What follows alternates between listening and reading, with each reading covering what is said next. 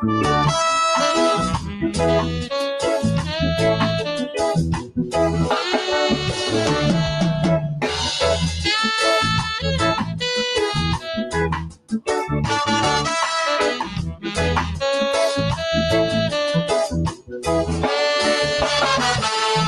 you belong to the ivory tower. I see this ivory tower. Power. The material world makes you feel superior.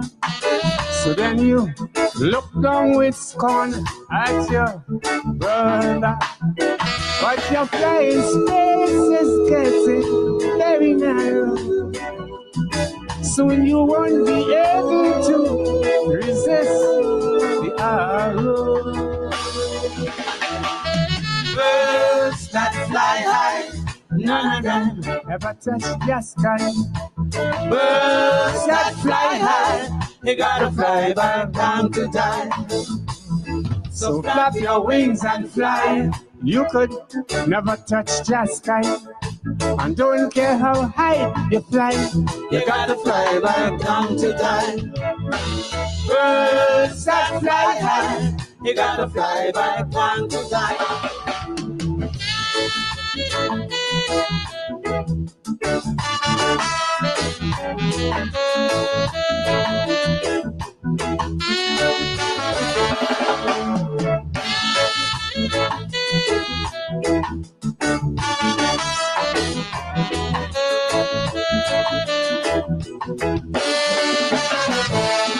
Politics and politicians is the problem.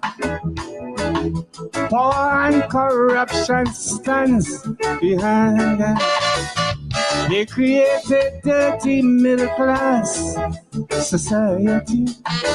Within that circle, them control all the money. If they could have paid their way, they'd live forever. But we all got to go 6 feet under.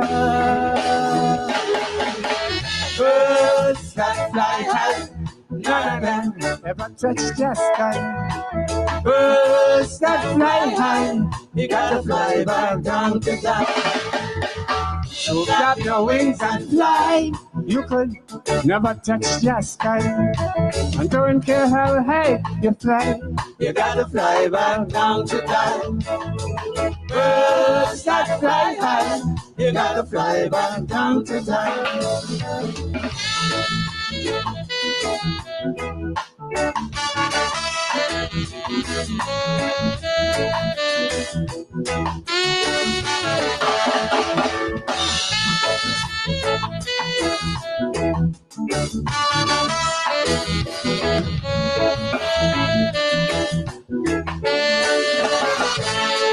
You remind me a lot of the vultures flying in your private jets and helicopters.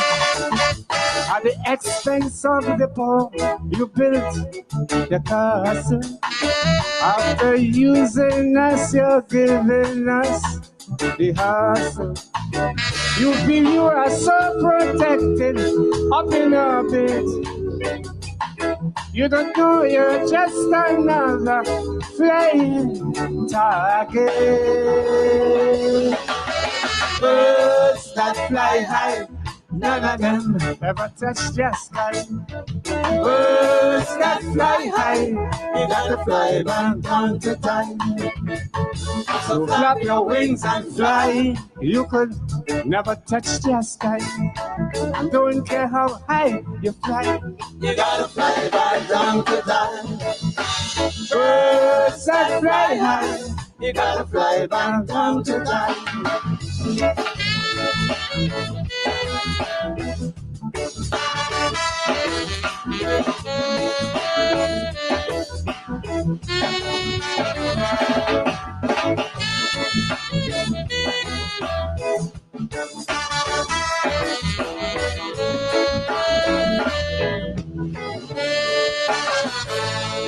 Mr. Big Man, hear the words of this man. You only created your own damnation. You make vanity and luxury your glory. But behind that stands a very sad, sad story. What does it profit the man who owns the whole world and yet suffer at the loss of his own soul? Birds that fly high, none of them ever touch the sky. Birds that fly high, you gotta fly back down to die. So flap your wings and fly. You could never touch the sky. I don't care how high you fly, you gotta fly back down to die. Birds that fly high, you gotta fly back down to die.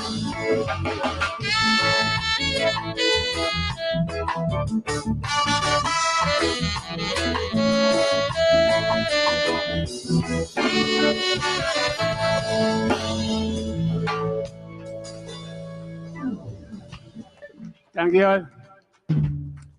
This next song I'm about to do has become public domain. It no longer belongs to me because it's about 50 years now. So it's a public song, it's not mine again. But I'm always proud to sing this song because that's the song that really,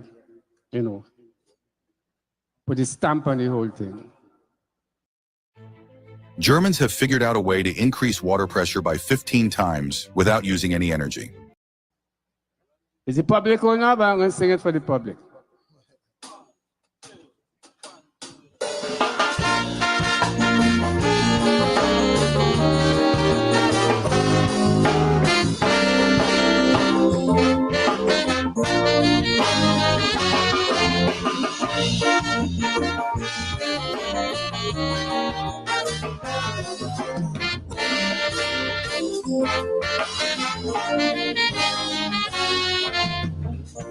Life is a stage, and we are the actors, and everybody have a part to play. Like a never-ending movie with all different characters, each one have a role to portray. Down to these scavengers and them barristers, all them doctors and lawyers and these ministers. So this honorable this and this honorable that and this lady so and so. So apart all these people playing, I want you to know. So don't blame the politician anytime you find you get bad administration. That was meant to be. The fella is playing his role superbly. Now don't blame the judges for their injustice. Why blame the criminals, I say? It's a part they come out to play.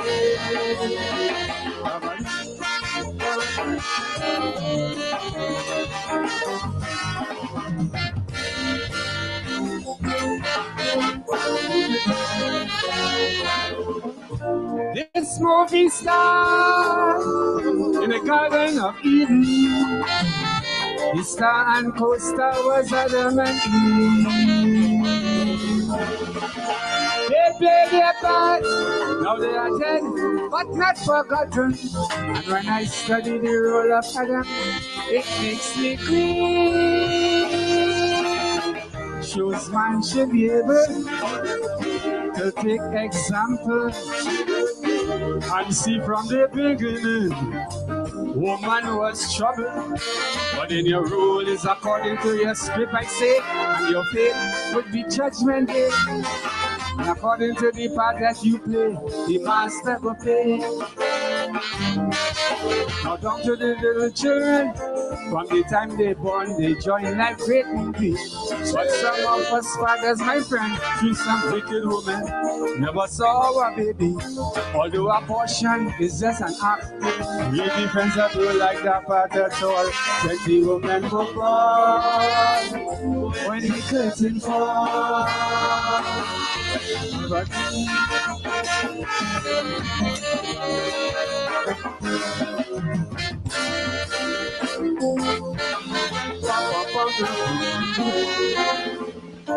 say what you want, believe I'm not joking.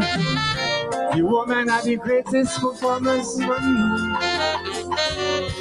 They're always important and come to their love making.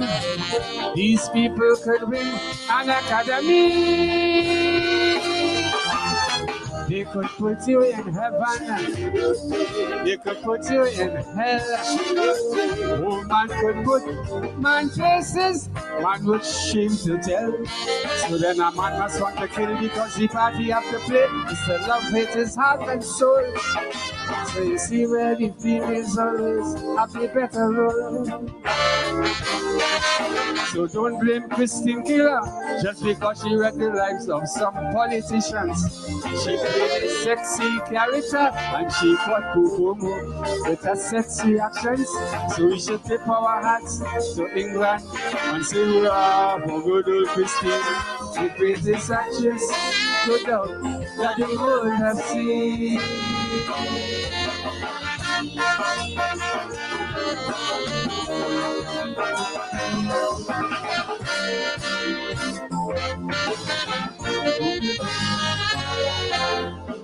Trinidad have some scenes that I go off on.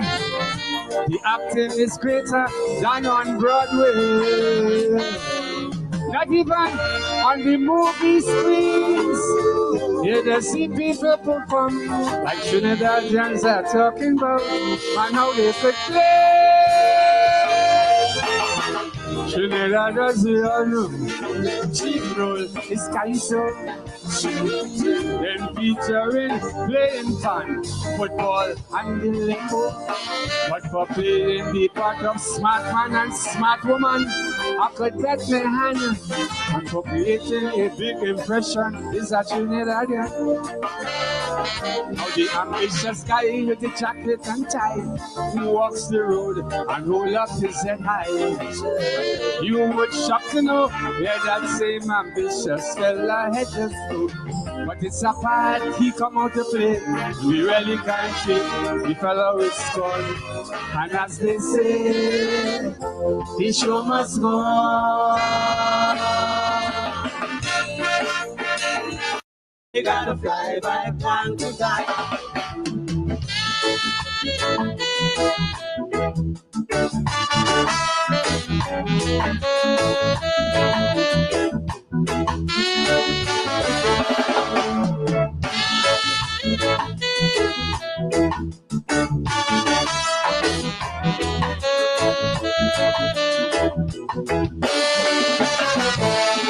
Politics and politicians is the problem.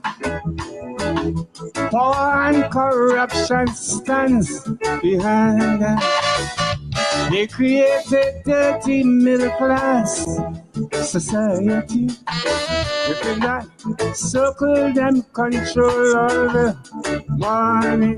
If they could have paid their way, they'd live forever.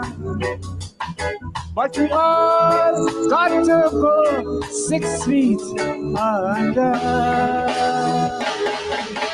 Birds that fly high, none of them ever touch the sky. Birds that fly high, you gotta fly back down to die. So clap your wings and fly. You could never touch the sky. And don't care how high you fly, you gotta fly back down to die. Birds that fly high, you gotta fly back down to die.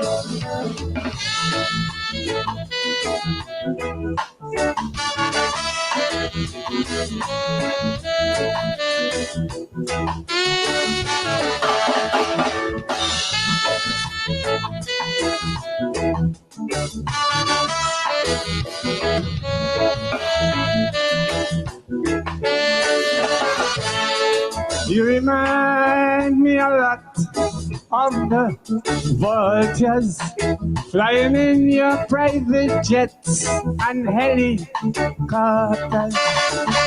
At the expense of the poor, you built the castle. After using us, you're giving us the hustle. You feel you are so protected up in orbit. You don't know you're just another flying target. Birds that fly high, none of them ever touch the sky. Birds that fly high, you gotta fly back down to.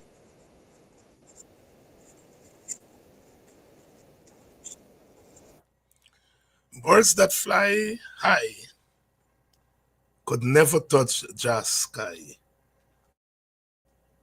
Birds that fly high got to come down to die. Flap your wings. At some point, those wings will be clipped. Brother Valentino, the People's Calypsonian, giving us two classics. Birds that fly high. And life is a stage. We all have a part to play. So those who think that they will fly high, they got to come back down to die. The only bird that fly high and didn't come down to die was Teacher Adriana Younge from Boxing, Brian Moses' neighbor. Good evening to you, my brother Brian, and all of you are joining us from Canada, Toronto. Teacher Jad said, when even a young boy and he play cricket, and they bowl to him, when he knock a ball up in the sky, you go up, you know, come down here, pocket, you have to take him. That's the only bird that fly high and never come down to die. Teacher George, he said, okay, Kano bowl fast. And when he knock Kano off the back foot, a ball go high, he not come down, and your pocket got to take him.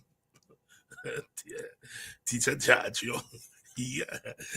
The Proverbs man from Buxton, Guyana. You learn them things because when you go a Teacher George, for pick guinea, you sell guinea and you're up there, up a tree, pick a guinea, you don't want to eat out a guinea on top there. See, you tell you all kind of story, but I don't know it was so bad, though. He knocked 6-6. I don't hear what Clive lied. Or you stop a ball of cover, you don't want to eat a guinea up there because Good evening to all of you. Good evening to my sister Lynette Greenwood, my Congo people. Good evening to you, Minette Sion, Vibert White, Flash Gordon, all regulars. Good evening to all of you. We have the Apostle on tonight. And as you know, the Apostle has been working very, very, very hard these past couple of weeks, as he always does, because he's on top of the story. Good evening to all of you, wherever you're joining us from. Good evening to my Buxtonian people. And, you know, I was explaining to somebody, you know, Buxton is the generic name. You get Buxton, friendship, Annidale, where Changi Gal come from, Annidale. You get vigilance, and now you get all the little scheme all wrong. But Buxton is the generic name. So when I say Buxton, I mean Frenchiponians, I mean Annandale people, I mean people from Vigilance, I mean people from Strathspey, and so on. Vigilant Front now. Long time when me a boy growing up, Vigilant Front, only them backers they live there. Now you go Vigilance Front, there's a whole big scheme, and so on. Good evening to all of you. Good evening to the wonderful people of West Coast Babies. Good evening to Linden. Good evening to Linden. Good evening to all of you, whether you're joining us from the United Kingdom, where it's morning, it's past night, is after 12 there. Good evening to you. Good evening to you, Asquith Schultz. Good evening to you, Mortimus Trim. Good evening to you, June, Chase, Sion, Harry. Good evening to all of you. Donna Liverpool, I know Donna coming to us either from Dutch Guyana or French Guyana. We can't settle the two. But here you go. You know, Dutch Guyana, French Guyana, all the same. When you go there, you know, you go there a long time and you come back.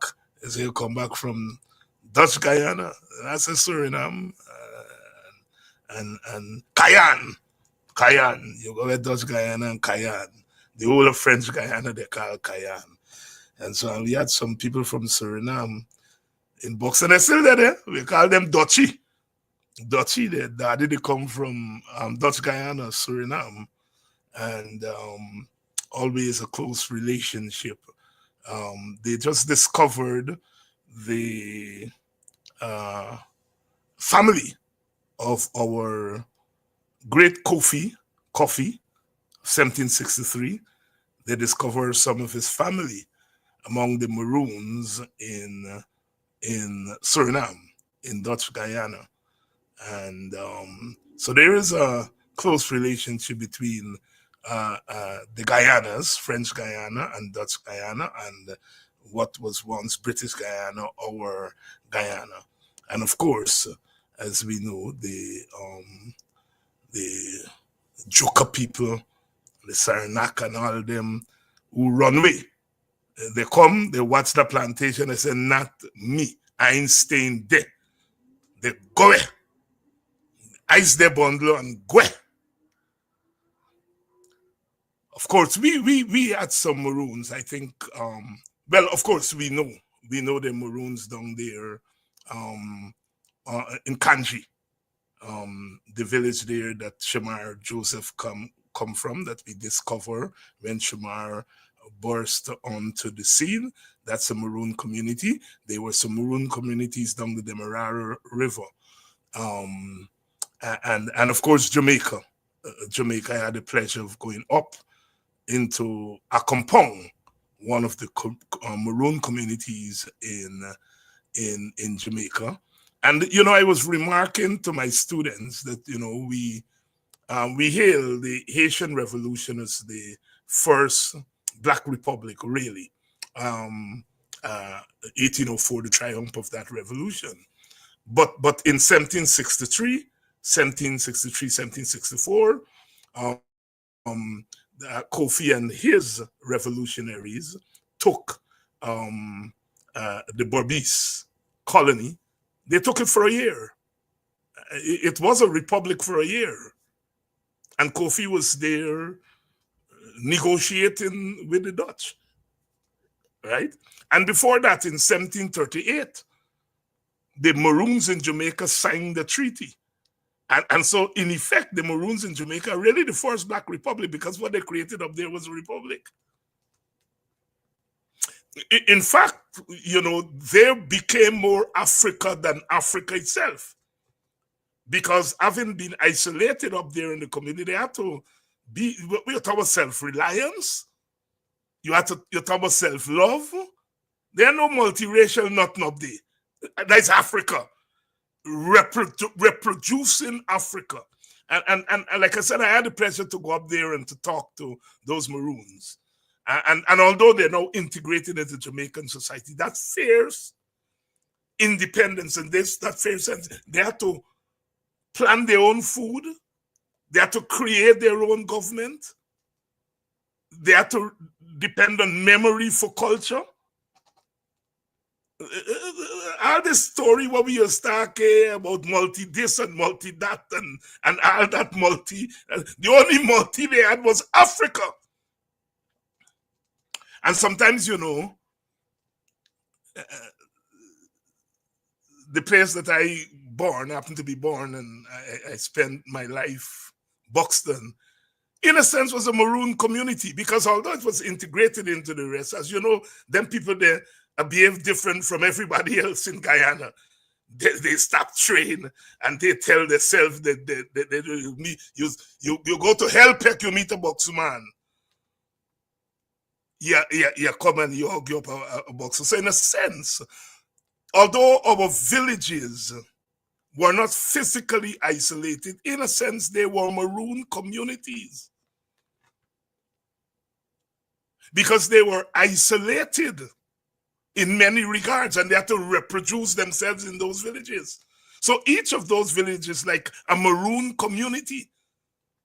And then when, you know, people from West Bobis and East Coast, and some from West Coast move and they go a Wisma, Mackenzie, and they amalgamate there, and they create this new community there. The African creolization is, even sometimes we talk about Creole, we think that, you know, it's just mixing of different races, but no, sometimes it's mixing of ethnicities. A place like Linden is the African creolization, where people from West Bobis, East Coast, and West Coast go there and they mix up together and create this new. And that is why Linden, in many regards, is like the rest of Guyana, but also different from the rest of Guyana, because a new thing they create there, an African creolized community, which is what they did when they came from Africa. They came as Coromantes and Igbos and Akan and Congo and so on. And when they meet on the ship, they watch, and everybody black like one another. They say, we're Mati. And when they come across in the new world, they have to mix up and create Africa. They mix up the different religions and create voodoo. They create comfort. They create Baptist, Orisha. It's the mixing. So when you look at a place like Linden, there's the mixing, or you go to New Amsterdam, they come from down the Kanji River. They come, some of them from West Bobis. They gather in the tongue and they're creating.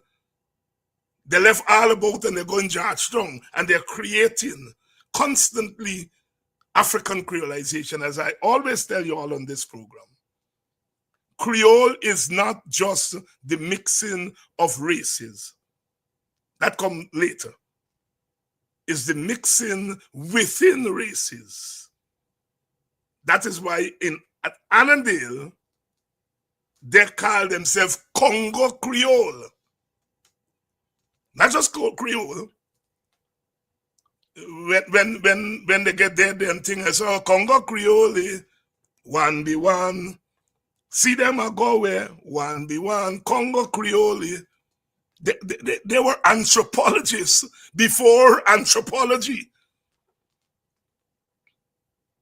Professor Leo Desprez came here to do research for his book in the late 50s. He says the only African place he has gone to, this is the 1950s, where black people are calling themselves Africans in Guyana. Your Guyana, our Guyana. Then the rest of the world grappling with moving from Negro to Afro. No.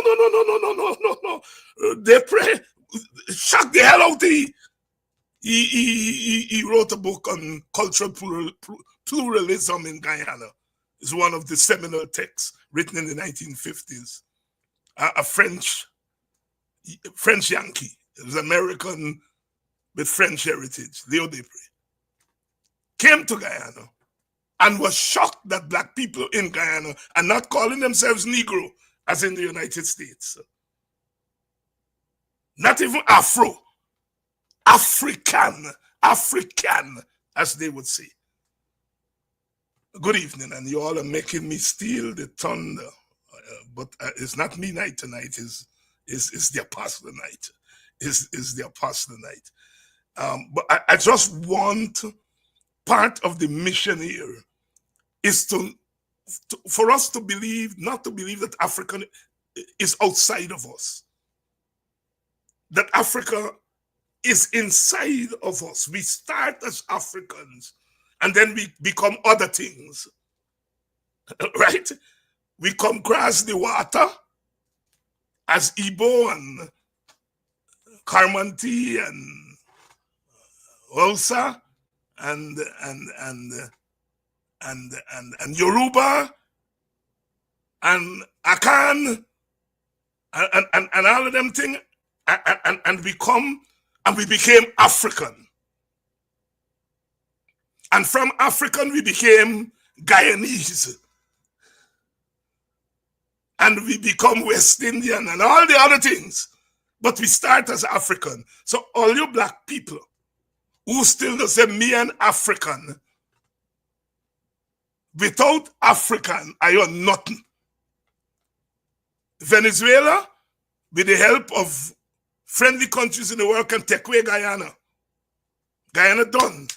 We have seen countries go out of being. Just come off the map. Czechoslovakia is no longer on the map.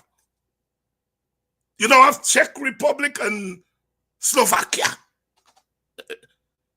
So, if you were born in Slovakia in 1980, you were born as a Czechoslovakian. Today, you're not Czechoslovakian, done, gone away. You're Slovakian. Right? Civic identity can go. I yourself, me Guyanese. Don't worry, them other people were fool are you. Indian people will say, we are Guyanese, are conveniently Guyanese. They are Indian to the core, and they know that they're Indian first. Sister Amnali, she spent all her life in a black party. All her life. That's a party she would give her life for. You see, she funeral more black people than Indian people. But she didn't bury at a comfort funeral. She buried at a Muslim funeral. And she go way back a Borbis, the Edward Rossignol for rest there. And so are you black man who, like, in order to be something else, I got to throw it. Why was I? And other people don't do, they're fool are you? I live long enough to know that under Burnham, if you find an East Indian stand the 10 turn to sing the national anthem, there's a PNC East Indian. Never used to sing no national anthem. Guyana did not belong to them. As a Calypsonian would say, a lie? Chalky, a lie? No, I'm not lying. I am not saying you all should not own Guyana. Guyana is our civic identity. We neighbor string buried there.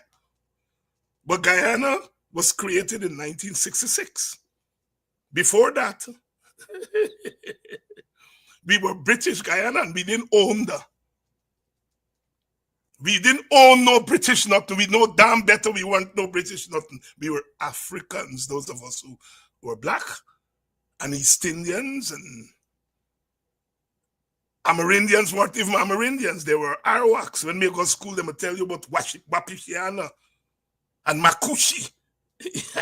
Long before me, long about Amerindian, me generation, me and that old, me meet 98. We were talking about Makushi and Wapishiana and YY and so on.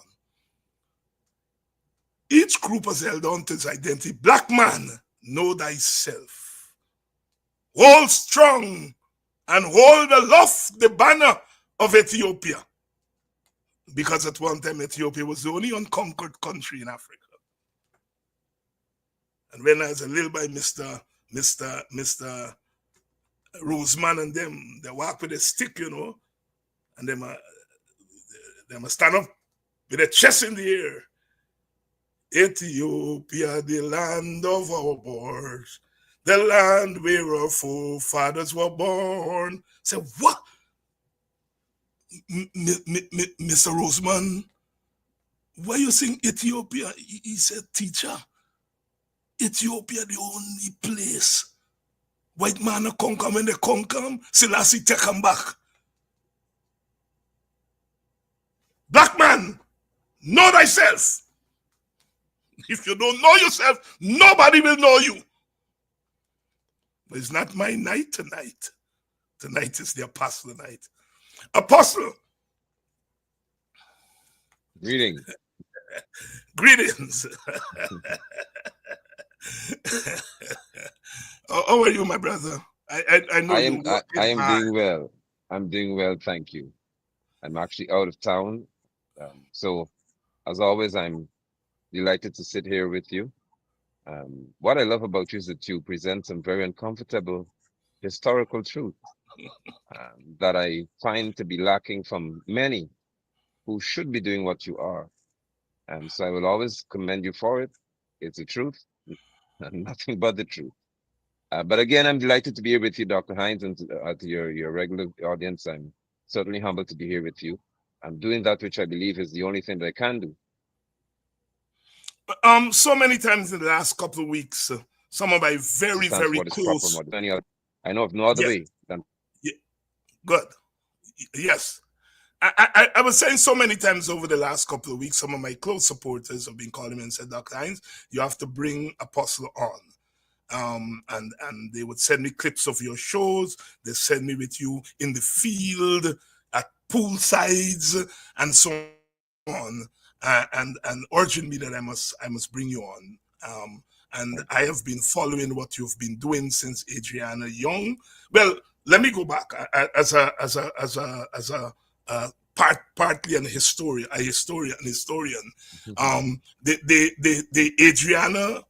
The Adriana incident or the Adriana moment did not begin with the Adriana incident.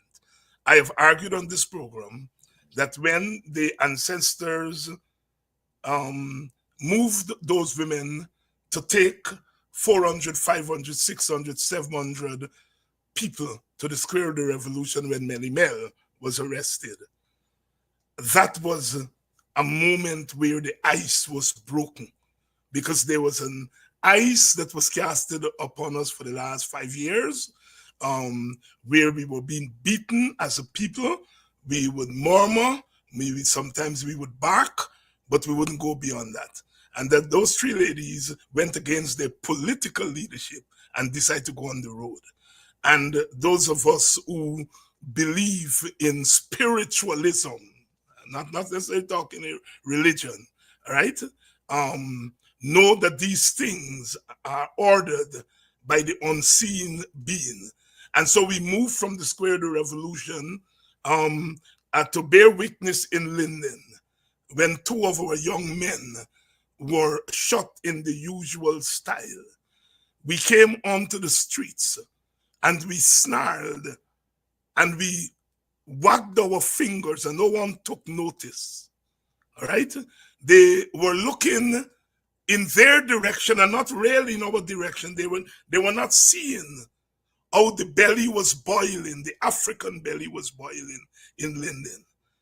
And I remember I was watching at that funeral procession in Linden for those 2 boys, Ronaldo and Fajini. And when those young people put those caskets, those things, in front of the police station, and the police that throw tear gas out, I heard those young people say, these people don't want peace. These people don't want peace. These are young people. They're not, no politician there with them. They made their own assessment of Guyana. So when that police that killed, that police force that killed those 2 men in Linden, when that very police force showed up in front of the hotel and fabricated a story of an African child running away with a man while that child is being killed. The belly busts open. People are asking, why, Adriana would not want this, and Adriana would not want that, as if you can order black people be in slavery, go in the corner, ring the bell, work done 8 o'clock in the night, 6 o'clock, you know. Uh, but since this moment, you've been out there doing what is it about this moment, Apostle, that has moved you? You're an activist, but even activists can outdo their own activism. What is it about this moment that has stirred you to that new level of action that we are seeing? Thank you, Dr. Hines. And I must say that even before Melly Mel and the two young men in Linden situation occurred, and I'm outdoor by this, so forgive me for your background noise, is the best I can do. Yeah.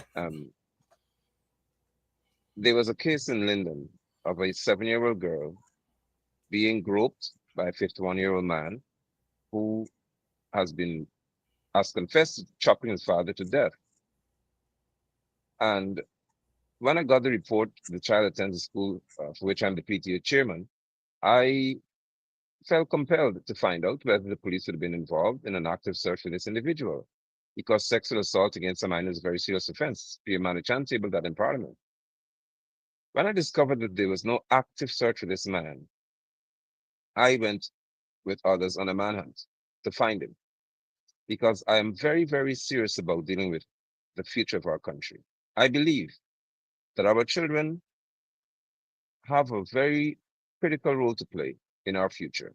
People say they believe the children are the future, but they're to treat them with scant regard. I felt it to be my duty as one who's in the community of Linden to go into dense forest with other males and females to find this man. He was found the following day because I went 4 times. The police only went once. So when I found out about Adriana's situation, it triggered me. It triggered me because I realized again that members of the Ghana Police Force, as they're called, were not inclined to do that which was expected of them. And that would be to protect the innocence of our dear little children. It's to serve and protect anyone, but more so little girls. I felt as though it was unheard of, almost impossible for me to see an assistant commissioner of police standing in front of a building, seeking to divert the attention away from that facility to somewhere else. Even worse is when the mother of Adriana Younge would have said that she was told to go home, and I saw video footage of this man trying to coerce that family and that lady to say, go home. We have a footage of your daughter with some man. I could not believe my eyes to think that Guyana would have descended into this pit where law enforcement refused to enforce law, and instead they sought to protect and preserve that which was certainly dangerous to us as a people. When I also observed Adriana's father standing there frustrated for hours, saying that he needs to find his daughter. His daughter is in the building. And he was saying that he knows where his daughter is and he has a sentiment that she's there. And again, law enforcement came in even greater numbers to remove that man. Dr. Hines, I could not help but respond. Further, I would say that because I was on a manhunt in to find that man who would have assaulted sexually the little girl, 7-year-old girl, saying that it's a woman and all that. When I heard about this Orlando, the police now, Dr. Hines, the police said that they had footage of this girl, Adriana, leaving with this man in this ROM. I was triggered because I was informed on these banks. And I said, oh yeah, well, I'm going on another manhunt. Because if after one night, some other man thinks he could take away the little girl, he shall be found. When I discovered that that was untrue, and I could have gotten myself in jail for dealing with this man they call Orlando, I thought it best to stand as a father, to stand as an emissary of what's called an apostle of the Lord Yeshua, to stand as a Guyanese man, to let the administrators understand that this is not going to go down with it. This is not going to go away as many other cases would have. This is not going to just be settled as many other things that have been settled. And that they had to be a passionate stance, a patriotic stand for the integrity of us as a people. That is what led me to the street, because when I discovered that the police were prepared to frame a man, frame an innocent man, I could not take that. I couldn't. And when I saw that they were prepared to not exercise all options in finding an innocent little girl, I wasn't prepared to take that. I was not. Apostle Nigel London here tonight, telling you what drove him personally, and what is important there is that he gave a local incident and linked that local incident to the larger incident. And I'm sure in every village there is a similar local incident. You see, what we've been trying to do here on this program, Apostle, and you've been trying to do it in your program, is to provide answers and context for what has happened. When you're making history, and you're in the middle of making that history, you're not always conscious that you're making history. Right. All right? And those of us who have the presence of mind, some of us have a little bit of training, you know, in the so-called professions. We try to bring that to bear on this situation. We're not always hitting the mark, but at least we are trying to expand the horizons of people who are in this. You know, so all these statements we're hearing, well, you know, don't make the Adriana thing political. And Adriana would not want this. And Adriana would not want that. And so forth. They're innocent statements, but in many regards, they are counterproductive to Adriana's cause. Right? Because they're limiting Adriana's cause, as the government wants us to do. Right. To just a private family incident. All right? And some of our people innocently fall into that kind of narrative. You know? If you're a Christian or any religion, let's say you're a child of God, whoever the God is. So you're not an island. The child is not an island. The child is part of something larger than himself or herself. Which leads me to the question, in your mind, we know, look at the incident that you mentioned there in Linden. We know of young girls of all races being violated in Guyana. We had the incident, several incidents, not one, with Amerindian girls. And I'm going to say one thing, something one these days about that Amerindian thing, you know, because Black people stood with those the Amerindian community when those girls were burnt in that dormitory. They stood with that Amerindian girl when she made the charge against a minister, not just by talking. And I love Amerindians. I love them. But they have not done enough. They have not reciprocated what African people did when their young girls were violated by the very forces that have violated this African girl. And there have been some little incidents in the Amerindian, some little events in the Amerindian community. I think if any community other than the African community should be out for this, Adriana should be Amerindian. But I'm going to talk about that another day. Not tonight. But I just wanted to throw that in there because I'm putting a keen eye on what's happening in Guyana for all those who are talking about multiracialism and so on and things. So, but we leave that for another night, right? Let's soak in a little bit. What is it?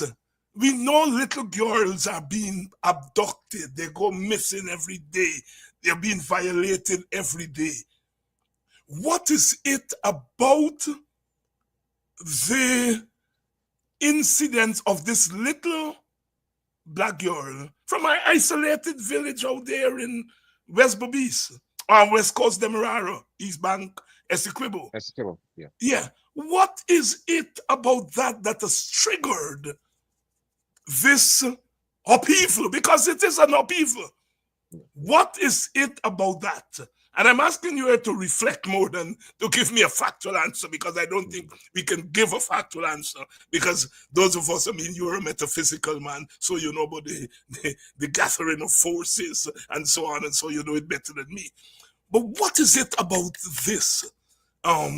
Sister Olive Sampson, this morning we were in a meeting and she said, David, you posed that question, but you haven't answered the question. And she's reminding me that I've posed that question.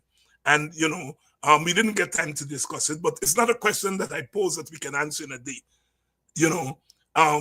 We're answering it as we reflect. And, today we are here. Tomorrow something else happens and we are there. We reflect more and we are gathering forces in order to get the answer. But what is it from your standpoint? I'm really, really grateful that you've asked that question, Dr. Hine. And again, I say, please forgive me. I'm in an open area, so you'll have some background music. That's right. Now, brothers and sisters, Dr. Hines, deep within the core of my being, I believe that I somehow can contribute significantly to that answer. And it lies in a reality that we face as a people. And that reality is that when you have money in Guyana, and I'm hearing it from many circles, and I observed it. When you have money in Guyana and you associate with the PPP, you have, as a monopoly, they call it a get out of jail free card. And so this little girl from the East Bank of Essequibo, somebody may have felt that they can do whatever they wanted to do to her, and because of association and affluence or wealth, they can get away with it. What caused the upheaval is that because of a class system that now exists in our society, the poor and the middle, most of the poor said, no, you're not going to do this again. And that's the important term of this discussion. Again, this has happened before. This has happened not just in this environment, but in many other instances where because you have money, you violate a girl and you pay your way through and it's all right. That came to a point whereby people decided, in my view, that this is not going to happen another time because of the extremity and of the obvious, which would have been those who should have been protecting the child and looking out for the interests of a child are protecting those who deemed to be the perpetrators of an act of ill against a child. And the optics of that lent itself to very, very grave responses and very aggressive responses, because we realized that there are people who are willing to go to any extent to protect not the child, not the victim, not the poor and the underprivileged, but to protect those who have affiliations, associations, and by extension, as a result of that association, money. And that, I believe, triggered a very, very critical, serious response. Added to that, or coupled with that, would have been the casual nature with which the political administration went about this matter. Look, dealing with it. It wasn't a big deal. Nobody saw the need to say, why are people in front of a hotel all night fighting for this child or asking to get a chance to see this child? It's not a big deal. After all, it's just another little poor child. That's how people began to feel. And I believe that when Adriana was put into that pool, and I'm not choosing my words here, I'm trying to be cautious with them. When she was put into the pool the following day, that brought everything down. Because people realized that this was what they said in many videos. You hear them saying, they put this girl in the pool. We were just there. Imagine we were just in the pool. So it wasn't just a day before search. We were just, and Ghanaian language, when they say we just there, it means it wasn't too long ago. I just been in there. And I like the way you use our vernacular so often, because we have to remind how we speak. We have a very unique language. I just been in there, boy, meaning I wasn't It wasn't too long ago since I dove in here, and she was not present. That the fact that people can say, because you have money, you can kill our children and think you get away with it. Not this time. That brought a different scenario to this country, where people recognize that this is becoming the norm. And it's not a norm to treat comfortable. Profound, profound. Apostle, I have stayed away from the technicalities of this case.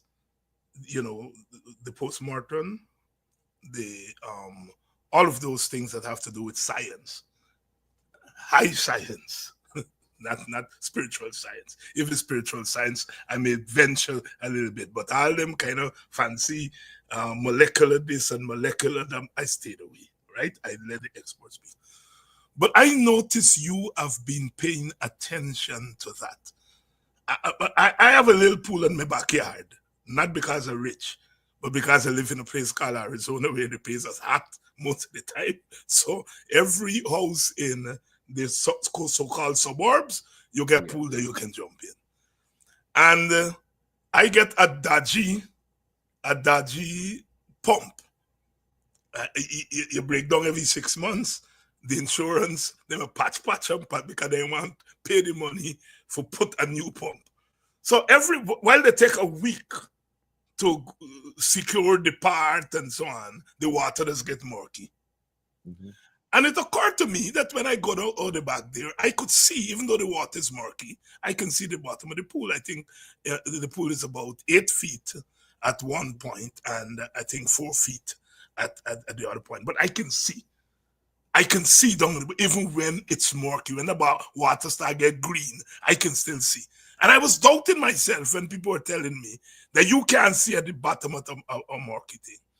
And so when my serviceman came here last week, I asked him, I said, Mr. Sir, if you come here and I go in this pool and drown and at the bottom there, would you notice me? He laughed. He said, Mr. Hines, he may not notice you, but we'll notice that there is an object at the bottom there. Whether the pool is clear or the pool is not clear, we will notice an object at the bottom of the pool. We may not know that it's a body, but we will know it's an object. And that's all I needed to know. Let me don't use the word fortunately, unfortunately, because we're talking about that. But a gentleman, unfortunately, drowned in a pool in Linden. And there were lots of pictures. I love Guyanese for that. Of this man in the bottom of the pool. And you were at the center there. You were doing all that. Talk us through this whole thing about what you could see in a pool and what you can't see in a pool. Thank you, Dr. Hines. And I'm so glad that you asked the question, or you spoke to the maintenance person about the murkiness of water. Because pools are constructed generally for safety.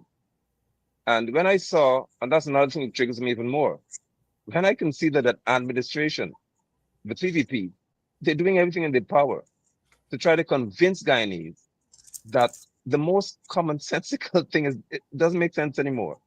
In that a pool that's constructed primarily for safety, that's the whole technology behind it.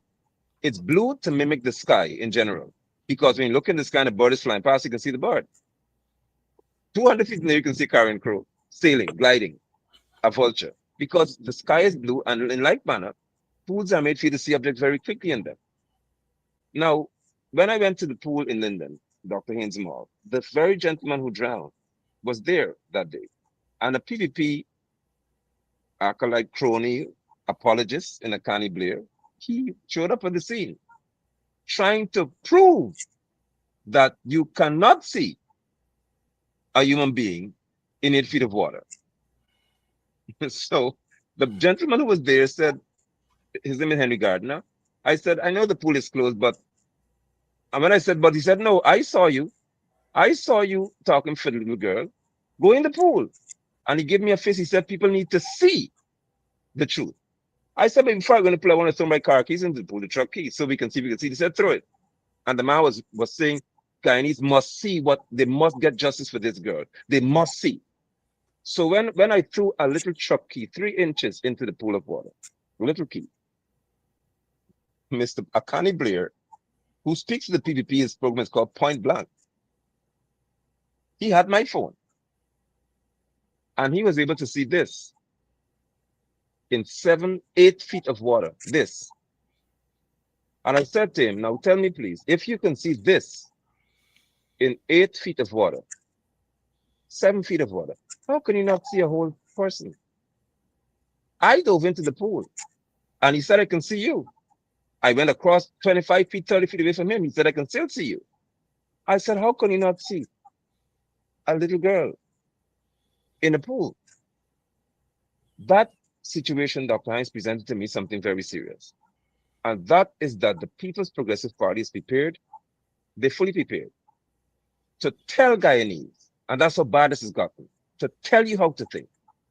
Regardless of how you know to process, regardless of how intelligent you are, they're saying to you, if you want to get along with us, think the way we say. Do not challenge even what makes sense or what makes no sense, as a matter of fact. And because my nature, I'm trained as a scientist. I've never been to seminary or to Bible school. And, I've never studied to be a preacher because I know it comes as a gift. It's given to man by Yahweh. I don't have to be studying for this. Nobody ever taught me to do this. But I was trained in sciences. I'm one who would have helped to write the National Curriculum for Science for Guyana. I was the one who edited the Science in Daily Life Book 3 textbook, and I'm saying that for a reason. So once I began to hear an unscientific explanation from those who should be better than me in science, my antennas went up. When a doctor could say that before you even perform an autopsy, you could know somebody drowned. I said, I said, no, no, this is not going good at all. If you're going to tell me that before you even touch a person, 3 of you can be in a room and agree that she drowned, and you can also say, well, just tell me where the water came from, because you know she will have water in her lungs. I said, this is not good at all. This is bad business. This is trouble, because it is unscientific to say that you can draw a conclusion. This is called hypothesis, where you just say, okay, before I do something, I will say, I may know the outcome. But it doesn't work like that with human beings who drown. Since the circumstances surrounding which Adriana was in that pool were quite extraordinary. The fact that her body was upright within 24 hours after she disappeared was most extraordinary. That would have been a drowning miracle, because she didn't have any gases in her system, which comes from decomposition. She had no process in reference to swallowing so much water that she became heavy and sank and the rest of it. None of that happened. It would have taken 48 hours for her to be seen, Dr. Hines, to 3 days. She was seen within 24. All of those things raised serious alarms for me as a scientist. So when I got to that pool and the man showed me, he said, go in. Now, what happened? A few days later, I got a call from a PPP supporter. PPP saying, Apostle, somebody drowned in the pool. I said, who? And he said, caretaker, go now. That's the PPP telling me, Dr. Hines, go now. We want you to go to show everybody what happens when somebody drowns. When I got there, the family, the daughter and the cousin said to the police officer, we want him. Let Mr. London come and show the world what happened here. Dr. Hines, in the midst of tragedy, there was a unique sense of awareness in people's minds to say, this will not go by just like that. Show the world that my father is dead. What happened? The police invited me, say, come, the family wants you here. So I was given access, like critics said he was, but in this case, to show that when somebody's in 8 feet of water, this is what you see. People were on the road over 100 feet away and could see that man clearly in 8 feet of water. Adriana was not a miracle. It was a crime. There was nothing miraculous about her being in the pool. It was a criminal act, because you have enough evidence to show that when that man went down, Mr. Gardiner, it could be seen. I don't want to be too grotesque because I know it can trigger some people, but I saw video footage of him, of the entire process of this man drowning. It took about 90 seconds, which coincided with science. It takes about 1 minute and 90 seconds to drown. He took about 90 seconds. And in that 90-second period, of sequence in reference to how his body was. Flailing, then he was flailing a little more underwater. He began to sink, and he began, of course, to try to get back, because you always try to get to the top if you're drowning. He ended up at the bottom of the pool on his back. A typical drowning posture in a pool. The other thing to note is that his body was like brick within 10 hours. Stiff. We had to get rope and tie him and to get him up to the surface. He didn't float within 10 hours. And he was rigid. When Adriana was taken out of that pool, they said she was missing for 20 hours. She was flaccid. Her knees bent when her father put her to the side of the pool. Spending 20 hours in the water would not have that kind of effect. This is a criminal act. And I am grateful that Mr. Gardner's life didn't go to waste. His family said, come and show the world, show us what happened here. And that is what true humanity, in their grief, they had the presence of mind to recognize that their father's passing may help to unlock the mystery, the official mystery behind the death of this young girl. I salute that. And permit me if I may, the onlookers, many, numerous people were there. You know what they said? This didn't happen to the girl. Then they said, but look at his nostrils. Bubbles are still coming out, bubbles of his nostril. They said we could see. And then they're far away from this pool, and they said we could see it. Some said, but how could this happen to him? And we see something totally different with the girl.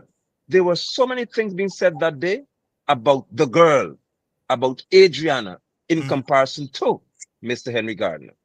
And that did not go unnoticed. It didn't, because many who were present said that this right here is a very unique situation.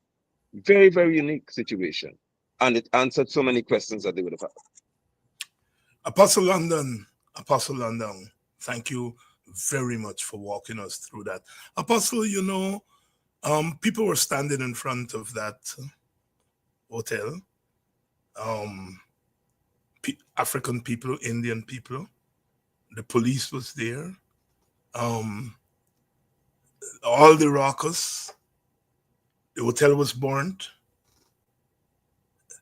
The home of the owner of the hotel was burnt. The police were there. Not a shot was fired. No. My comrade Ogunse Takumo Ogunse came on this program last week and he said, do you all realize not a shot was fired? Indian people were there, they're shooting that crowd. How do we know that? Once the crowd, that body was found, and the theater moved from the hotel to Lenora police station, by which time most Indian people said, that ain't me story, right? My solidarity done. That night, the police moved in promptly, shot in that crowd, dispersed. 2 days later, people are in front of the hospital waiting for the results of the post-mortem. The police moved in, shot in that crowd again. They had already shot into the crowd in Linden, killing young Fajini. The police are shooting indiscriminately. I saw the picture still in my mind even when I don't see it. The young man with the police bulletproof thing, dodging bullets. And later on that night, the people seized the country. They closed the country down with a combination of action. The roads were barricaded, tires were burnt, tires that didn't belong to the government. People who were not manning the barricades or burning tires, they were presenting to their young people with tires. Go burn them. I made the point in this program, those people did not go to Ayangana and raid the armory. No. They didn't go anywhere and raid the armory. They used whatever they had at their disposal, their own old tires. And they blocked the roads and they burn tires that people do all over the world, that Indian people do in this country all the time. I am old enough to remember when Indian people burned canes that belonged to the state. When they were angry with it. I supported them. I supported them when they burned cane as an act of defiance against the state. The point is, people who were shot at for 2 days in succession responded. They took the country. Planes coming in, had to turn back and go to Trinidad. That's when you know you're in control. You're like coffee now. You take control of the country for a night. As happened with those things, there was looting of property. There was looting of property. But, Apostle, one observation with that so-called looting: Indian people were not targeted. Indian girls were not beaten and raped. And people cannot see the positive in that. What they see is this looting and stealing, mainly of Chinese businesses. And Chinese businesses were targeted as enemies of Guyanese, not by black people, but by Indian businessmen, which was appealing to the PPP government, saying that Chinese people making plenty money. They weren't charged for terrorism. Yeah. I'm laying it out here bare to you. My question, put in perspective, because again, this is not a straight line. The human being is not a predictable being. No.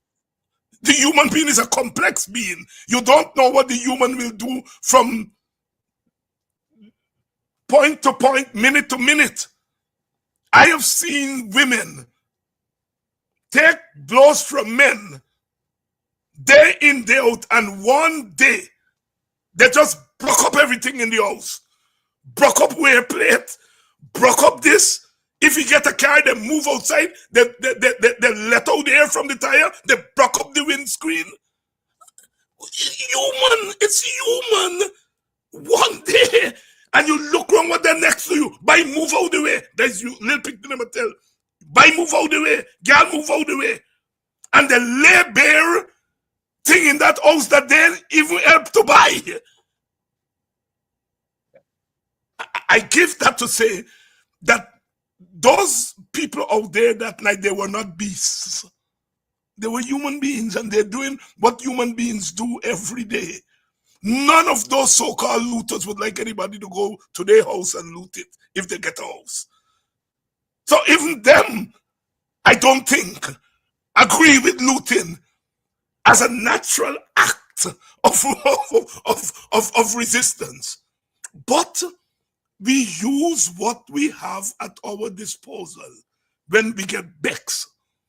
Again, put that night into perspective for us. I shall, and I would like to begin with one of the most unique, unprecedented, and almost unbelievable acts on behalf of members of the Ghana Police Force on that night, where for the first time in all my born days, as I would say in the Bahamas, I saw policemen telling people who were looting in a store to keep your head down and the face must not be seen. I have never heard of that. I have never seen policemen try to protect the image, the identity of people who steal. I have never seen that. And I was wondering what would make policemen tell young men, especially of African descent, to keep your head down while they have guns over them in the store, red-handed now. I know that it's normal for the police force to make exhibits of them. Or you have to parade and show them off. You caught a thief. They have there's no value to a thief. There's no glory to a thief. So you have to show you off and put you to public shame. That was the only night I know that over 10 young men, over 15 of them were told to keep your head down, lay on the ground, keep your head down. Nobody look up. And I said the following day, whose identity would be protected among thieves? Why would they be protected? Why would they not want the world to know who these young thieves are? Could it be that they were on a particular assignment, the thieves, and so their face should not be seen? Mm-hmm. I had a problem trying to figure that out. Mm-hmm. On that night, I was at a challenge trying to figure out who would benefit more. Because this is how I reason. Remember, I'm scientifically trained. So I'm reasoning beyond, I'm in the analytical phase here. If the claim is that the PPP supporters were targeted, which wasn't the case, but if that's the case, I'm trying to understand. Earlier in the day, on the previous day, the supporters of PPP were saying, "We're done with y'all. Barrett, we're done with you because you've gone too far. This is the limit for us and you. You have, this is a little picnic, this is a little girl. We're not care, we're done with you. We're important for you." I'm saying, how could it be with 3 days later? The party who would benefit the most, in my view, which would be APNU or AFC, in that the PPP supporters will be done with you, why would they go attack the people who are now saying, "We're done with y'all"? I'm saying this, it can't be that you're so desperate to lose that you go attack supporters of those who say to the PPP, "We're done with you. We're done with the PPP." I again began to analyze and say that this night was very strategic. This night was not just about looting in response to an occasion. It was not just about attacking people in response to a situation. It was a tactical move to remedy a situation, to say, now hold on, we have to play the race game. And we have to say to people, listen, you see they're attacking y'all, come back home. Because we have protection for you, come back on this side. I say further though, Dr. Han, I took every risk, as they want to call it a risk, and I will do so tonight, to be called a terrorist, because it's easy to be called terrorist now again. But I said, how could you tell me that if I get angry at the death of a person, I'm enraged by the fact that a child has been murdered, in my view, and nothing was done to prevent this in reference to all the actions taken by the policemen. And in my anger, I said, I will block the road with tires, I'd burn them because I'm mad. If that response is met with a politician telling me, no, go home, sit down and be peaceful, hush him out, don't talk.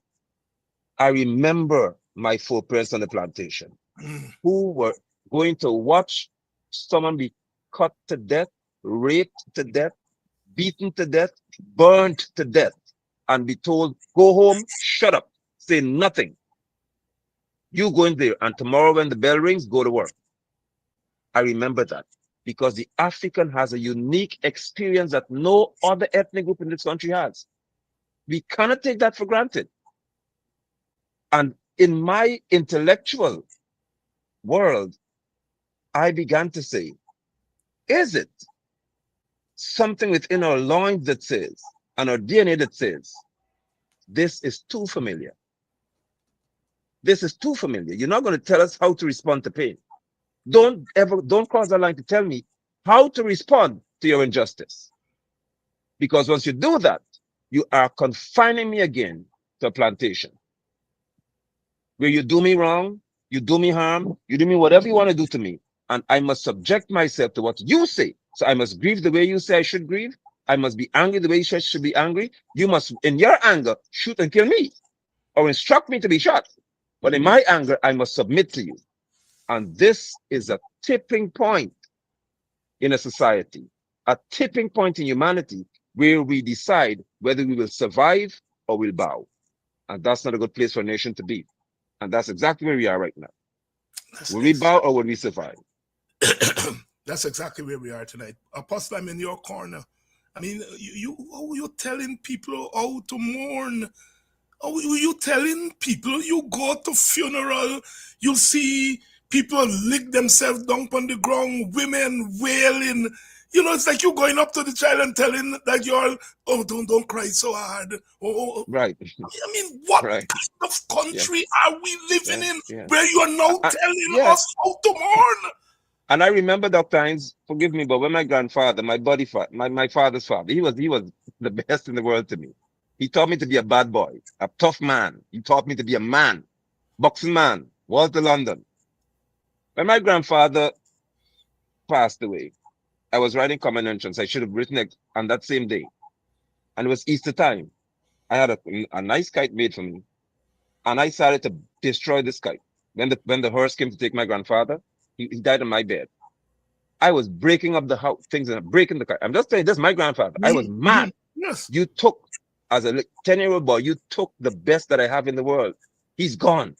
I was breaking up my kite. Dr. Hines, my father, never once told me to stop. Never.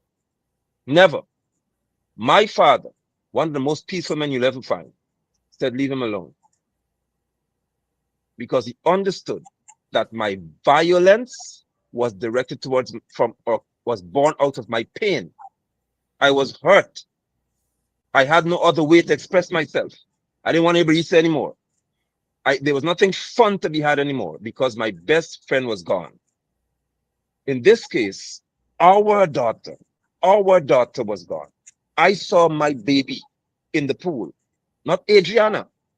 I saw myself saying to the policeman, let me find my child. And you tell me no? I am Adriana's father. That's how I see myself. In my rage, I go to my public road. I go to your yard and I say, I will light this tire because that's all I could do. I don't want to burn nobody's house.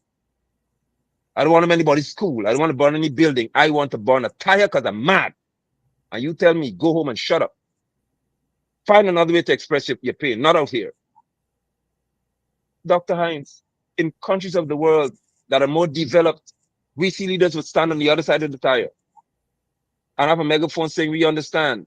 We know your pain. We get to the bottom of this. Give us some time. Yes, you're mad.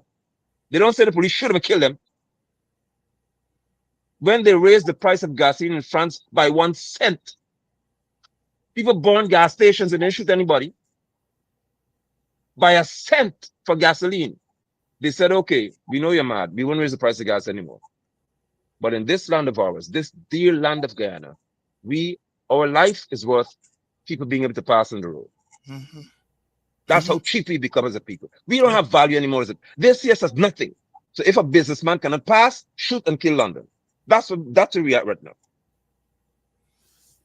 Different value system. Professor Eddie Glaude writing a book about the different value system when it comes to the lives of various groups in society. The Black people, there is a different value that is put on the lives of Black people that is manifest day in, day out. Apostle, you are a religious man. We have the situation where a young man, a DJ, write a song with familiar lyrics, stink and dirty, nasty lyrics, which has become normal in Guyana, you know. The leaders would go to the stink and dirty and they take out things. Look how the leaders mix in with the people. The government sponsors stink and dirty to come in and hold the big concert and so on and so forth. This young man write the lyrics with dirty lyrics, denigrating the goddess of Hinduism. First of all those who are now cussing the young man, they be hypocritical because tomorrow night they're gone with Vibes Cartel who sing dirtiness about Jesus. But you see, Jesus is not Indian, right? So he can sing dirty about Jesus. But Lakshmi is Indian, and Indian are Brahmins and Chatri.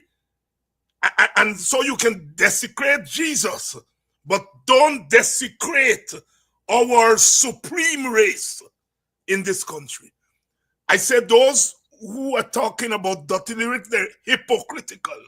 Now that doesn't take away the fact that the lyrics are stink and dirty. But then you open the papers and the young man is called in for questioning. The ERC is calling for legal action. Bandits come out in West Coast Sunday night, Monday morning, they all up the bay, calling for things.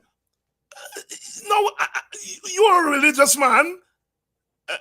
I don't go to church steady, but I still consider myself a religious man of sorts. But I know that I ain't living in a theocracy where religious law now becomes the supreme law of the land.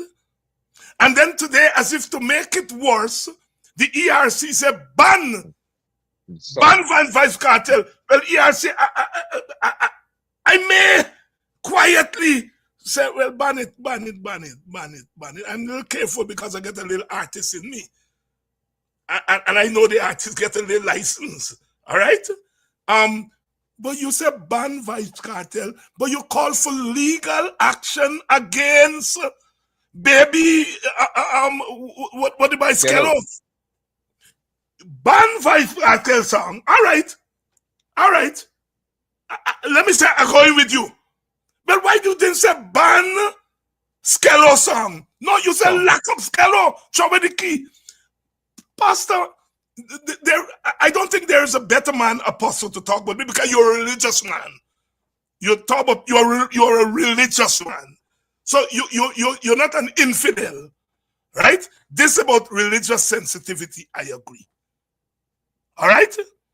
But are we a theocracy? I don't know. Talk to me, Apostle. Thank you. And when you say I'm a religious man, I smile because for me, religion is not whether I'm Christian, Hindu, or anything like that. Pure and undefiled religion is to keep yourself free from being tainted with the world system, to stand up for the poor and the needy.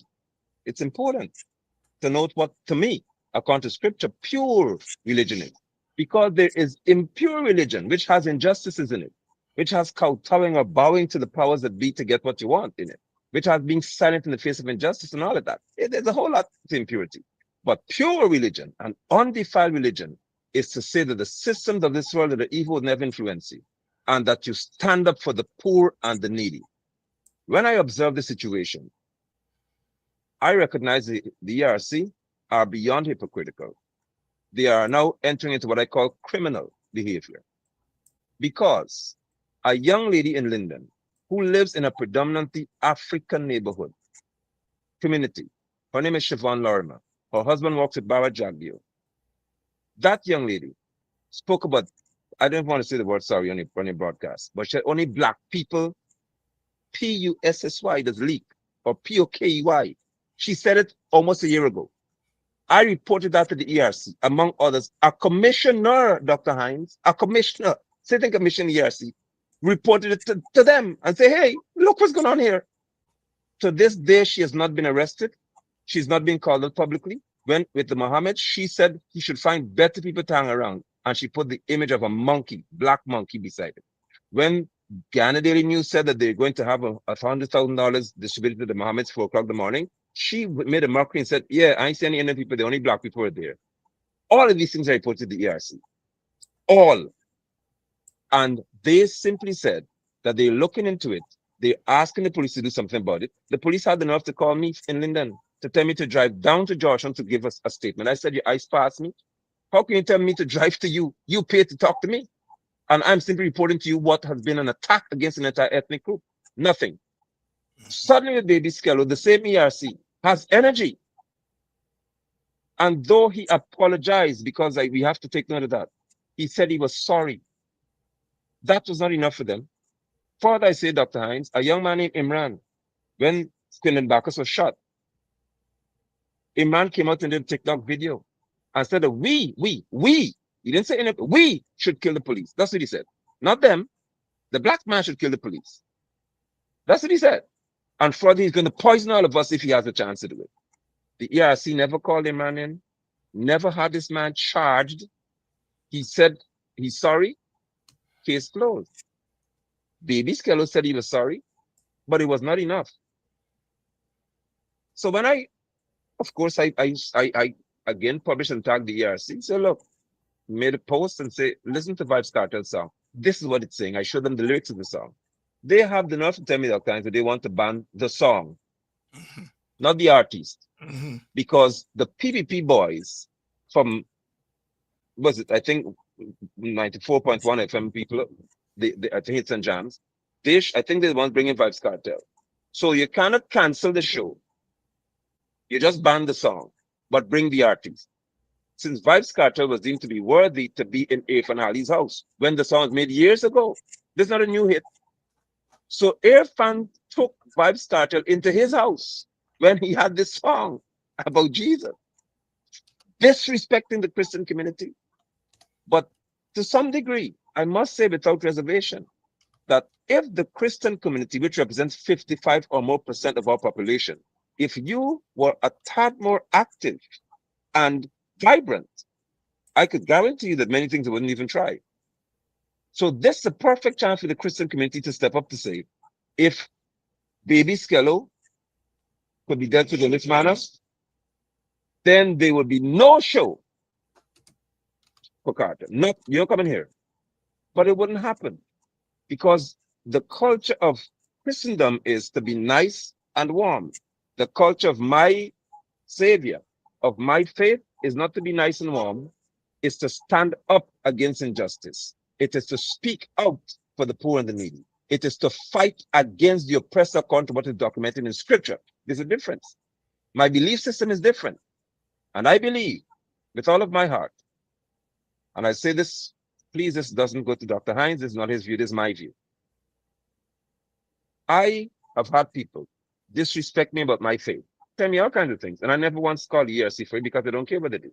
My policy is simple. I don't defend my God. If he is superior to me, I don't have to defend him. That's the bottom line. So it doesn't matter what you say about my God. It doesn't bother me. Because if in my faith, I believe that he is my creator, he is my superior, he is sovereign, he's the creator of all mankind, how could I defend him? I think he is just and he knows how to act on his own behalf. At the same time, though, our Constitution doesn't lend itself to being grossly disrespectful towards the people's religion. And I must say further, that our Constitution also affords us some right to examine certain things carefully. And in analyzing baby Skello, he has some serious issues. That boy was, he is an image that was created, and now they want to try to control it. Yes. You can't control it. Yes. Don't tell me that the other songs being lawless and lewd were okay. Yes. The other songs, but what he must do to girl and do not do to girl and put this in and take it out, you had fun with it. If you encourage somebody with a slight mental disorder to say, listen, go ahead, it's okay, go ahead. When do you say it's enough? Or when it hurts you? It doesn't work like that because you created the monster. And when you create the monster, you have to feed it. Now it's feeding time. Well said, Apostle. You see them chaps were looting? There's PPP creation. You created the monster. The Skellos are PPP creation. That is their way of saying this is what black people make for do. This is what black people make for do. Come, put on a red jersey, we're going to pay you plenty money. Come and sing at the rally. Now, what they're doing is taking away the license from the artists. And all those ivory tower artists, the poets and the dancers, where are they? In their mind, that's about Skello, it's not about them. But laws may be made for one person. Eventually, they consume all of us. That's what Martin Carter meant when he said, like a jiggy shake the loom, like a web is spun the pattern. All are involved. All are consumed. It consumes all of us. We are not a theocracy. We are not ruled by religious law. We are a secular society. It doesn't mean that a secular society does not protect the sanctity of individual religions. Yes. Yes. But one makes a distinction between social disrespect, right, religious disrespect. I have spent the last couple of days talking about Super Blue song, Soca Baptist, Itako Baptist woman whining in. Yeah. Sparrow sing about marriage in. He said she's sexy.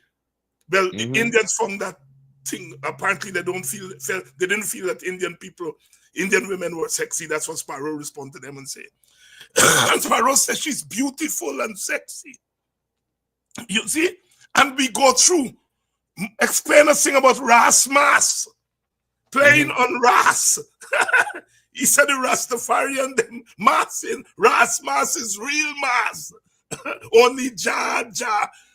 The Calypsonians always playing on rather in a little bit more polished way, sing I Mass. Right. I Mass. Taking the people's church and putting it in the trump up. Our religious people have always played around the edges of religion. You see? And so therefore, I don't listen to them thing. It's yesterday I listened to the Skello thing, you know. I refuse to listen to it because I know them kind of thing. I don't listen to them thing. I do not listen them thing. Yes, there's some calypsos that play around. You know, Sparrow talk about every now and then you cuff them down, they love you long and they love you strong. But at the end, he said, then they leave you eternally. By then, we all get caught up in they love you eternally. Right. But as the artist does, he said, they leave you eternally. Dennis Belfort, the black woman, said, give me an Indian man. I love an Indian man. Masculinizing the Indian man. And Indian people love it. They love it. They love it. Even our folk music, you know, we play around with wrestling. Changi man something, Lily so, Koli man some, black man something, Biggie so. But the very folk song say, Shilling Gaba, Changi man not come down a chamber for 2 piece onion, talking about Changi man having sexual advantage of the African woman because you go for trust onion for 2 piece onion. Equal opportunity. All right. So at one point they denigrate the Changi man, demasculinize him. The Changi man something really so, but black man something big so. But in another song, they masculinize the very Changi man. Shilling Gaba, Changi man not come down a chamber for 2 piece onion. Changi man. You see. And the artist is the artist. No, I don't listen to them stink and dirty thing. I don't listen to it. No. You know, so I am not making an excuse here for Skello. But Skello apologizes, you said? Yes, he did. Skello is a product of the stink and dirty environment. Skello, He's facing criminal charges. Yes, CID arrested him. Yes, he was arrested. He was arrested. Somebody is asking about the Eddie Glaude book. It's Dr. Eddie Glaude Jr. The book is called Democracy in Black. It's one of my favorite books. I use it in my race class all the time. It's an excellent read in which he talks about the different value systems for black and value system for others. And it's talks about the human value system, all right, for different races. So the Democracy in Black is the name of the book by Eddie Glaude Jr. Today we learned that the 2 shows lock out Muhammad. We're going down the road, you know. We're going down the road, Apostle. Yes, and Guyanese people, sometimes we don't recognize, and the elites recognize, but they pretend that they don't recognize. We already there, because if the PPP didn't feel that they could do these things, they wouldn't do it. No. But they already feel that they could do it. All right. So the 2 shows today said that, or yesterday, said Mohammed can't go in. Then there's some assault and say they apologize. Mohammed can come in. My brother,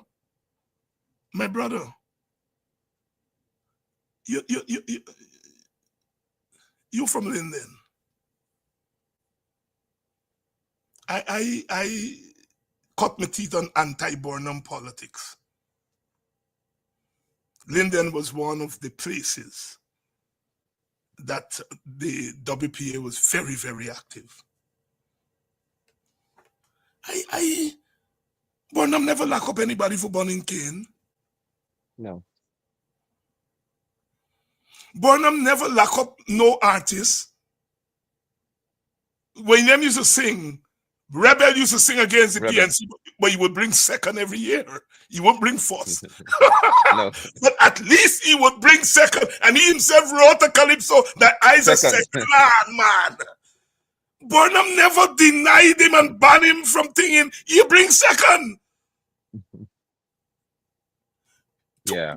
Was it 2 years ago when they banned that little child calypso? We made a big noise. Last year, yeah. And we remained quiet. Look. Apostle, talk to us about where we are headed as a country. We are in or under or facing a dictatorship that is unique in that it's one in which you find people of very, very low intellectual levels seeking to be dictators over those, or many, of a much higher IQ. And so the actions that what I now call the People's Pathetic Party happen to be displaying point to the fact that they have run out of ideas as to how they demonstrate power over people. So it's come to be a lot more overt now. Everybody could see it. So two showers, don't have this boy go there. Don't have Muhammad go there. It's not direct. Do not have him go there. In one instant, if you offend the God of the predominantly Hindu party, we come after you. If you offend the God of the Christian party, then whatever. Not a big deal. We are seeing every day tyranny. It got so bad that when the young lady Nurse King was secretly recorded in a private environment, a vehicle, private space, to which our constitution affords all of us the right to enjoyment. We could enjoy, meaning the way you want in a private space.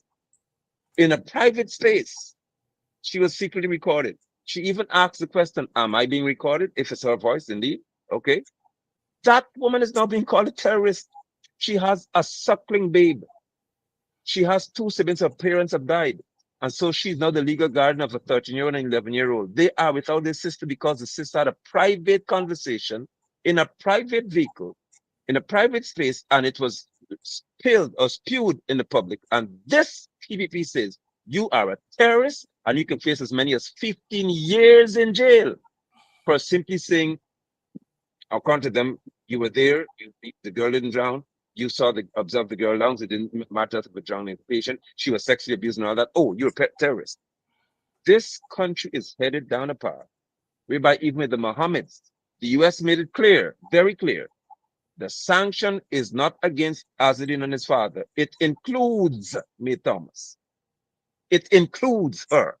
And the sanction is clear that the US businesses and those with interest in Ghana from the US should not do business with these people. It never said that they can't do business in their own country. They cannot travel across their country and you cannot even interact with them because they're sanctioned. What I find to be most hypocritical about these people is that they're seeking to tell us plainly that they can do what they want, but we cannot. They are free to terrorize people, but we cannot. They're free to do worse than anybody else can.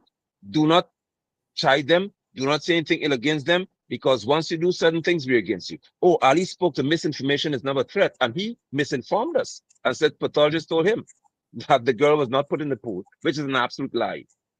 It is a disgraceful act. Because common sense will tell you no pathologist can say where somebody was put in reference to water, unless they did an analysis, which they didn't do. And this is a frightening situation to some, but to me, it is an enlightening one, because I'm saying that which I said to Ghana long ago is simply coming to pass. I told you that you are in trouble. You are facing a very corrupt system. It's so bad, Dr. Hines, that certain people in our nation have no voice. We had guardians of democracy who stood in the midnight dew to guard boxes, containers, according to them, with guns in hands, according to them. But you couldn't find one of them with a gun to say, we're going to find Adriana at all costs. Quite a hypocritical society. We have one Guyana, over here, one Guyana. But Azadin is not allowed to go to Region 9 because he's not in one Guyana. So Azadin is no longer Guyanese because for some reason he's a threat to the PPP's voting base. I want to make it clear to them that every Guyanese has the right to enjoy their space in this country within legal parameters. As long as you're not going beyond the legal parameters, you have a right to enjoyment of freedom of movement, and he should sue anyone who seeks to do otherwise. You have a right to live. He has a right to do business. There's so many things created out of this situation. And further, I say, since what you spoke in reference to the two shows, has some bring what I have to say now. We are witnessing, Dr. Hines, in this country, that a situation in which a man's entire business is crippled. Many employees are crippled because of a system. And that system states that we have evidence in our hand, evidence that we asked for. It's now in our possession. But there's no charge being laid. My question is, what is the purpose of having evidence if you don't intend to act on it? It has to be that you're trying to have a system created whereby you would use evidence to control someone's decision-making. So if you decide to enter the political fray, we'll bring the evidence to charge you. If you back out of it, we'll leave you free. That's a dangerous precedent to set in our country because the system is not good. I'm not talking about Mohammed alone. I'm saying about the system. The system is bad. The system is broken because we have a dictatorship, and mostly they are inexperienced and they're ignorant dictators. And it doesn't work well in any country. It doesn't work well. Apostle London here tonight, and you all have stayed through the entire conversation. I've left this comment by Deborah Ann Gray. Dr. Hines, you need to put aside a night every week to have such discussions. And she's speaking about African history and African culture. Thank you, sister. I put it there so I don't remember it, and you all have been saying it to me, and I've been given a little 5 minutes, 10 minutes there, and so on. And I am violating my own politics because the politics that I have been taught by UC Guyana is that politics is the medium through which you deal with culture and all the other human things. And I get it. I get it. And I am going to do better. Yes, I'm going to dedicate one show per week, maybe once every 2 weeks to begin, to deal strictly with African history, because it is very important that we arm ourselves with that. I know, Apostle, you do a lot of teaching yourself. You know, we mix the politics with the culture, but people are right. As I said, in the communities, you got to separate the sheep from the goat sometime. All right, so that we're very clear. And it is very clear here that our people are in a sense ahead of us. Apostle, I got almost 500 forwards of Abraham's speech. Burkina. They're from ordinary people who I won't think get time with what's going on in Burkina Faso. No, they do. My goodness. It says to me that our people are in front of us. We think that our people are not conscious. We think that when we teach, it's falling on deaf ears. You know, Walter Rodney always said when he went out in the gullies in Jamaica to go teach African history, because they didn't want to teach it when he went out there, and them Rastaman and Rastawoman start clap African history on he said, oh, Jesus Christ. Imagine he get a whole big PhD, you know, and he does not know And I am finding that out here. The conscience of our people, um, really, and it is what is happening in Guyana. Is that all this thing that has been locked up in our people, and the fools do not understand. They know the head from the shoulder. They don't know the head from the tail. They're watching people reacting as human beings and calling them all kind of stupid names and terrorists and this and that. And they're not understanding that what they're seeing before them is the highest form of consciousness expressed by a people who for 400 years and more. And then our Indian brethren and our Portuguese brethren came here afterwards. And that collective consciousness plays itself out on the canvas in a way that Dutch people will never understand. Because for them, the human being is a voter who you can manipulate, including their own supporters, including their own people. They're a little bit subtle how they do it to Indian people, but they do it nevertheless. And our Amerindian brethren who were here before and who have smelt the stench and the beauty of our landscape long before the rest of us came here, and have a keen sense of the environmental politics, not environmental in terms of green society and so on, environmental in terms of the spirits and the gods and the ancestors and the forces that are always around us. I say, when I see black women close their eyes and they get that candle and they're swaying from left to right, and the candle thing and burning them, you're a scientist. You're a scientist. It is not an accident that they shut their eye, shed their eye, singing and swaying from left to right, and the candle thing that pour and burn them. If you don't understand humanity, you cannot understand what is happening. The relationship between the fire. Yeah. One of my heroes wrote that book, The Fire Next Time. The Fire Next Time, if he were in Guyana, they would arrest him for terrorism. True. Will arrest him for terrorism. There's always a relationship. I said, the Prince of Non-Violence, 4th of April, 1968, they kill him at the motel there in Memphis. 200 American cities burn. And black people are saying, burn, baby, burn. They're not being terrorists. They're being anti-terrorists. Correct. And now is the time, my brother, for those of us who are in, I don't like the word vanguard because it's them communists that use it and they just use it with intent. But those of us who are on the front lines, it's for us to stay the course. For us to stay the course, now more than ever, because our people are behind us and in some ways in front of us. And we've got to stay the course. You heard it here thing. It's not I say I want to teach African history. It's these people are saying, Dr. Hines, in all this politics, put aside one night for African history. I say no more, as them well-spoken village men would say. I say no more, teacher. Your closing thoughts.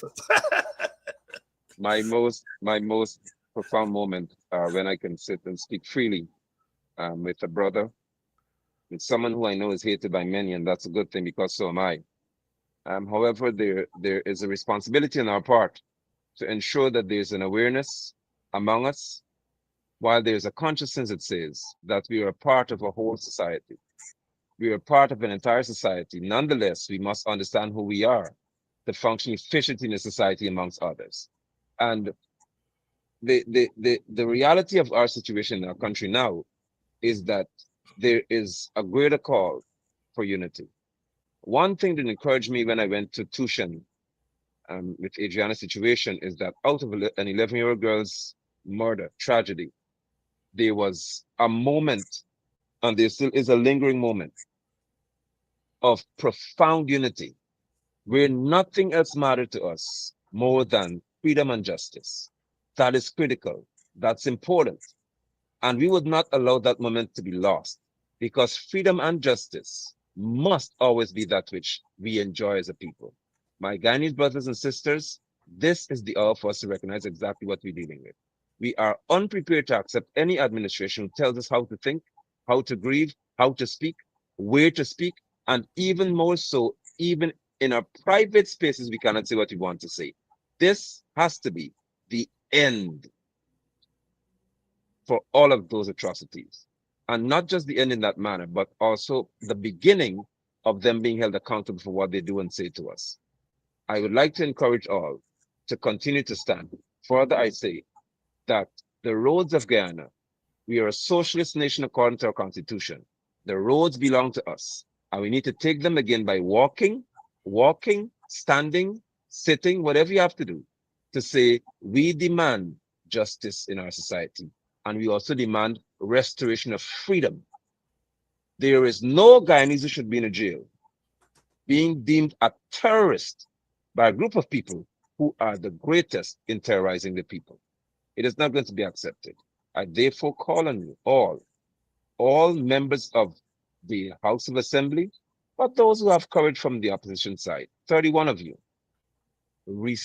return to the streets of Guyana, stand, because this is a political movement where we understand that the legislators on the other side have misrepresented, they've abused, and they're misusing the law. If you are the ones who frame our laws, then stand in defense of it. The same thing I tell you with the teachers. If they want to abuse the law, the legislators must stand in defense of the same. And in this case, I call on all members of parliament from the opposition side to come out on the streets and stand in defense of the Constitution. Stand for that which you paid to. And I promise you that the people will stand with you at all costs. Regardless of creed, regardless of ethnicity, we must stand together. Dr. Hines, thank you so much, and do well, be strong. Thank you very much, my brother. Always an honor to have you on in this space. It enriches it. It washes away those unwanted forces and spirits and cleanse the landscape for us to see through to the other side where we'll get. Thank you very much. Apostle London joining us tonight, and perhaps the poet who's today our terrorists, their terrorists, puts it in perspective. Martin Carter. No, I will not still my voice. I have too much to claim. So if you see me looking at your hands or listening when you speak, know that I do not sleep to dream, but dream to change the world. I've learned from books, dear friend, of men who lived in a room hungering without any light, of men who could not die for death was far too poor, of men who did not sleep to dream, but dream to change the world. So if you see me looking at your hands or marching in your ranks, know that I look for fire. Martin Carter. Martin Carter, our national poet. We are moving on, and we're moving forward, and we're moving to the other side. The side that has been promised to us, not by others, but by our own strength and our own struggle. From the choppy seas of the Middle Passage to the choppy seas of today's Guyana, we have carved the freedom way for others to see and for others to walk through. Our work is not over. Those of you who are Christian know that you say God is not finished with us. We continue to move forward, to move through Babylon, because Babylon's system has never held us back and will not hold us back. Let them terrorize us with their terrorism charges. Let them jail our young people for speaking languages that they have inculcated in them. Let them jail our young people for heeding their calls to making money. Let them do their do, because we can do back our do. It's not the knock that is ultimately the freedom bell, is a knockback. And every time they knock, we must be prepared to knock back. The knives in the market don't always determine this sale. Sometimes a little silent tongue betrays a steely resolve. We are human beings. And our fight is not just a fight for political rights. It's a fight for human rights. It is our humanity that these people want to take away from us. But we come from the cradle of humanity, the cradle of humanity. And if you are from the cradle of humanity, you hold on tight to everything that humanity promises. This is my hand for the revolution. That night there'll be thousands of torches. From the hospital, the lame will come. Those who are sad will be happy for the revolution. Those who despair not shall be happy for the revolution. Those who are mad will become sane for the revolution. And I myself shall be so fiercely happy that I'll make my shirt a banner for the revolution. A banner for the revolution.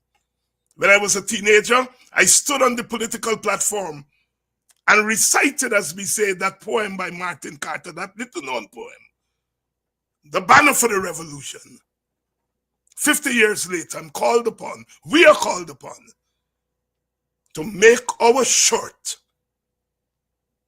a banner for the revolution. The real revolution. The one where our people will not be tricked by mercenaries. The one where our people will not be contrary, because as Brother Bob says, in every man's chest there beats a heart, a cry for the equality of the human being. We are moving on, and we are moving through. And no bullet can stop us now. No wanted bulletin can stop us now. If we must die, then let it not be like hogs, hunted and penned in an inglorious spot, while round us bark the mad and hungry dogs, making their mock at our accursed lot. If we must die, then let us nobly die, that even the monsters we now defy shall be constrained to honor us though dead. O kinsmen, let us face the common foe, and for their 1,000 blows, deal one death blow. What though before us lies the open grave, like men, with our backs pressed to the wall, dying, but fighting back. Claude McKay, Jamaican, Caribbean. That poet, that poem was recited by none other than Winston Churchill when England was facing the bombardment from Hitler. He invoked the poem from a little known black man from the Caribbean. And if he can invoke Claude McKay's poem, what is wrong with the sons and daughters of Claude McKay invoking Claude McKay's immortal words? With our backs to the wall, pressed to the wall, dying, but fighting back. Always